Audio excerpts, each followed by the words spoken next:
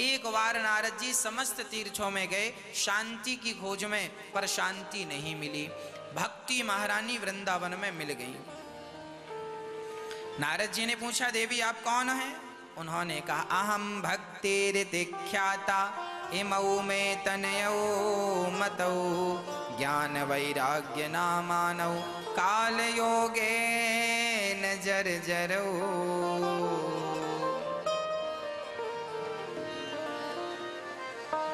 जब नारद जी सारे तीर्थों का भ्रमण करते करते श्रीधाम वृंदावन आए तो नारद जी ने यहां एक आश्चर्य देखा। एक 16 वर्ष की कन्या उदास बैठी है, एक बूढ़ा उसके दाहिने तरफ, एक बूढ़ा कन्या के बाएं तरफ, और बूढ़ी बूढ़ी ना जाने कितनी स्त्रियां पंखा झलका रही हैं। नारद जी ने देखा कि यहाँ स्त्रियों का मेला है। नारद जी जाने लगे। तब वो कन्या दौड़कर नारद जी के चरण पकड़ती हुई बोली कि भो भो साधु क्षणं तिष्ठा मच्चिन्तामपि नाशय दर्शनं तव लोकस्य सर्वथा घेहरं परम। वो चरणों में गिर के बोली, महाराज। नारद जी बोले, को भगवान आप कौन हैं? उस कन्या ने कहा, अहम भक्ति, मैं भक्ति हूं। मेरी ख्याति भक्ति के नाम से प्रसिद्ध है। अच्छा, आप भक्ति महारानी हैं, तो ये कौन है? एमौ में तनयौ मतौ, ये मेरे पुत्र हैं। क्या नाम है? ज्ञान वैराग्य। ये मेरे पुत्र हैं, ज्ञान और वैराग्य। नारद जी बोले, तो ये बुढ़े क्या हो गए? बोले, काल योगे न जर्जरो, काल की गति से, काल कलयुग की गति से। जब से कलयुग आया है, भक्ति तो करने वाले लोग फिर भी हैं, पर ज्ञान और वैराग्य का कोई ग्राहक ना होने से ये दोनों बुढ़े हो गए। भक्ति महारानी के दो बेटे हैं, ज्ञान और वैराग्य। इसलिए पहले भक्ति जरूरी है। भक्ति होगी तो ज्ञान और वैराग्य भी होगा, है ना? ज्ञान भी जरूरी है। यदि आपके अंदर भक्ति है और ज्ञान नहीं है तो ज्ञानहीन भक्ति भी ठीक नहीं। इसलिए थोड़ा ज्ञान जरूर होना चाहिए और वैराग्य भी होना चाहिए। वैराग्य क्या?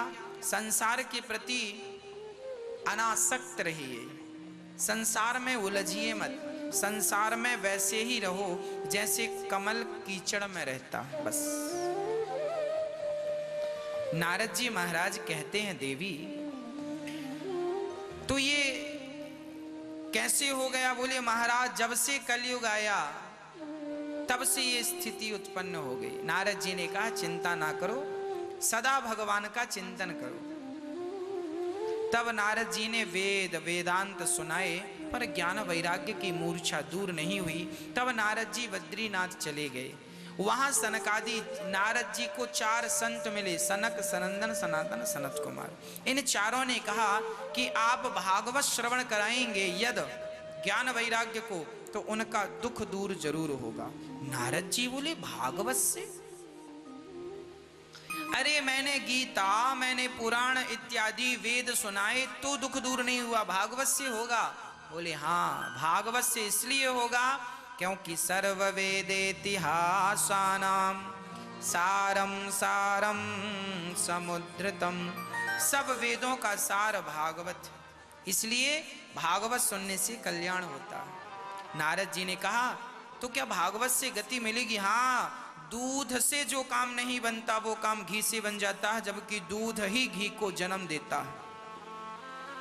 जो शक्ति दूध में है उससे कई गुना ज्यादा शक्ति घी में है, जबकि दूध से घी प्रकट होता। उसी प्रकार वेद पुराणों का सार भागवत है। जो शक्ति भागवत में है भगवान से मिलाने की, वो शक्ति शायद कहीं नहीं। इसलिए सबसे श्रेष्ठ ग्रंथ है भागवत महापुराण। जो भागवत सुन लेता है वो 4 वेद और 18 पुराण सुनने का फल प्राप्त कर लेता। गीता, उपनिषद सब कुछ सुन लिया, भागवत सुन लिया तो सब सुन लिया, और सब सुना और भागवत ना सुना तो अधूरा है। इसलिए भागवत सबका मूल है, सार है। सर्व वेदेति हासानाम सारम सारम समुद्रतम। इसलिए नारद जी से कहा गया भागवत श्रवण कीजिए। नारद जी बड़े आनंद से भागवत श्रवण करने हरिद्वार आए। 4 आसन लगाए गए, 3 आसन भक्ति ज्ञान वैराग्य की खाली और 1 नारद जी की। 4 आसन सनकादियों की लगी, सनक सनंदन सनातन सनत कुमार, और चारों ने कथा प्रारंभ की। सदा सेव्या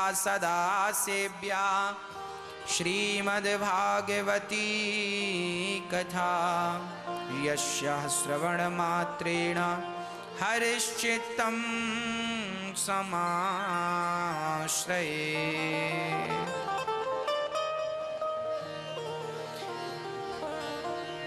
भक्ति महारानी प्रकट हो गई। नारद जी भक्ति महारानी जब प्रकट हुई, ताता थैया करके महाराज आपने कथा सुनाई और हम प्रकट हो गए, देखो हमारा सारा दुख दूर हो गया केवल कथा श्रवण करने।